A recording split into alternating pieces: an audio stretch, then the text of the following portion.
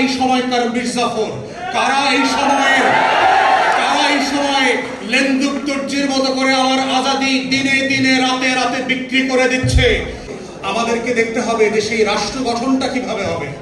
এই রাষ্ট্র গঠনের প্রক্রিয়াতে আজকে আমি প্রথম যে কথা সেটা হচ্ছে, রাষ্ট্র তৈরি হয় শত্রু সাপেক্ষে।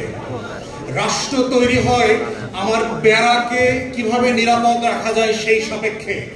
রাষ্ট্র তৈরি হয় স্বাধীনতা, সার্বভৌমত্ব, জাতীয় স্বার্থ, মুক্তির লড়াই, আত্মমর্যাদা সাপেক্ষে।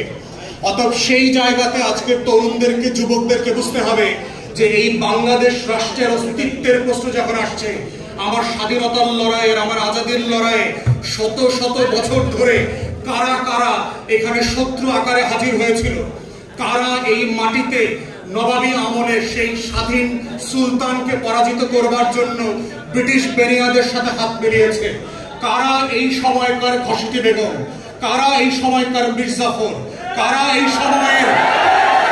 সময়ে লেন্দুক দর্জির মতো করে আমার আজাদি দিনে দিনে রাতে রাতে বিক্রি করে দিচ্ছে, কারা চেতনের নামে নামে আজাদি বিক্রি করে দিচ্ছে, কারা জগৎ শেঠ, অমিচাঁদ, রায়দুল্লভ, কৃষ্ণপদ রায় চৌধুরীর মতো সীমান্ত বিক্রি করে দিচ্ছে, আমার দেশ বিক্রি করে দিচ্ছে, আমার স্বার্থ বিক্রি করে দিচ্ছে।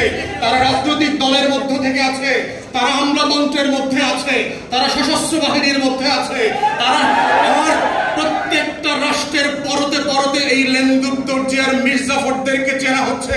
আর গত বছরের গণ অভ্যুত্থানকে বাঁচিয়ে রাখার প্রধানতম শর্ত। অতএব বাংলাদেশের এই সহযোদ্ধা তরুণ এবং যুবকদেরকে বুঝতে হবে, এই রাষ্ট্রটাকে যদি পুনর্গঠন করতে হয়, তরুণদের, যুবকদের স্বপ্ন বাস্তবায়নের রাষ্ট্র করতে হয়, সেই ঘাপটি মারা লেন্দুক দর্জি আর মির্জাফরদেরকে এক্সপোজ করা হচ্ছে আজকের যুব সম্মেলনের প্রধানতম ইস্তেহার হওয়া উচিত বলে আমি